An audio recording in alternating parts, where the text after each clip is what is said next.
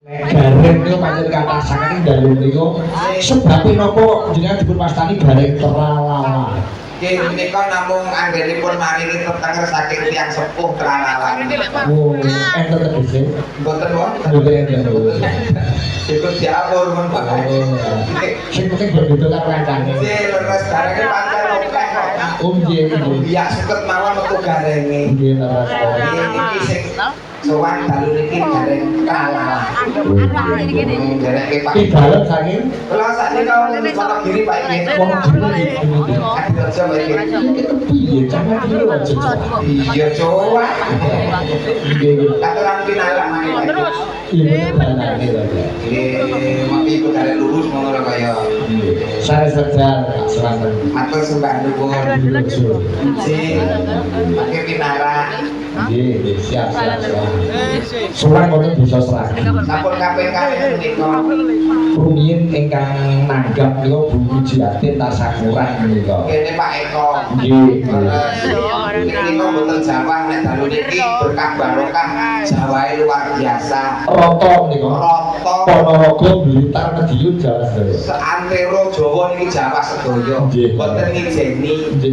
Malah donga mawon muga-muga betahe lan derese udan iki padha karo betah lan derese rezekine warga masyarakat sedaya. Amin amin. Mugi berkah utawi deres lan betahe rezekine Pak Igit sak rombongan. Amin Amin amin ya rabbal alamin. Siji gawe loro gawe uga memperingati hari jadi desa yang ke-352. Oh ngoten to Pak. Nggih. Jadi niki bersih desa utawi menteri desa sisan kalian Pengetan hari jadi desa. pengetan hari jadi ingkang 352. Kok boten dhewe-dhewe acarane ya Pak? Yo benire. Nggih boten ngirit niku tegese dibarengke nek cara nggen kula menika nyewu ngiras izin.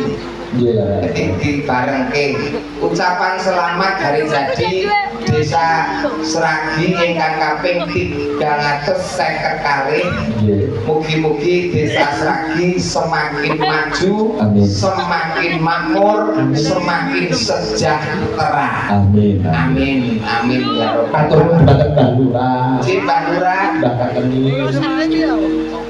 Mbak Kateni, Nggih. boten kesupen Pak Eko matur sembah nuwun. Nggih nggih. Kalau berkula menika ingkang maringi Mbak Eko, Pak Eko. Matur nuwun Pak Eko sampun paring rezeki. Nggih, monggo sore mujabar kali kula. Terus pundi? Nakonke sampeyan. Ngoten to Pak. Mas Gareng terang pun kamu dereng. Dereng baik kok. Sesuk nek berpayangan ampun ken nulis sik nggih Mas Ini penting berarti. Nggih. Jenengan dikersake baik kok. Oh nggih. Arep dicor digo patung ngarep omah. Ngarep gapura. Ya sia-sia Pak iki. Dadi kaya patung rumah makan malah. Nggih, tangane ngenten terus. Lagi patung selamat datang rumah makan ngoten Nggih, niku. sing arep ndopo. Guys, Pak ngedina apa Pak Igit? Kok nyatane gawane nggih Jawa kados mekaten sing samukawisipun penonton estunipun sampun kuwatah sangete karo ana Jawa niki wis sami wangdung. Aduh, lan ngemper-emperan kuat. Ngemper-emper menika mate. Sing jepit-jepit Pak. Ugi dipun pirsani menika lumantar YouTube ingkang kathah.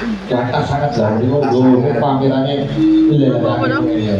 Oh, kamera YouTube, TikTok napa pun hebat sedaya niki live streaming siaran langsung Pak Sigit wonten ing Sragi Ponorogo.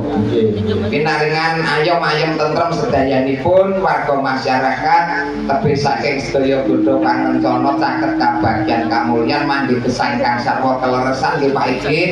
Sedaya pinaringan rezeki kang kathah berkah barokah lan melimpah. Warga masyarakat Seragi sayanipun pinaringan slamet donya lan akhiratipun. Amin. Ten Pak Igit. Dengaran kok lunyu nang iku kok lancar kaya omongan. Udanan itu Pak. Udanan. Mboten ijen jenenge. Mboten ijen Wonten Mbak Lucy. Mbak Lucy kalian Mbak Mbak Tating Kitok. nggih. Mbak Lucy rumiyin ingkang. Oh ngaten. Nggih. Monggo. Jumlah pergi Mbak Lucy. Ojo ninggal aku trimo bocah.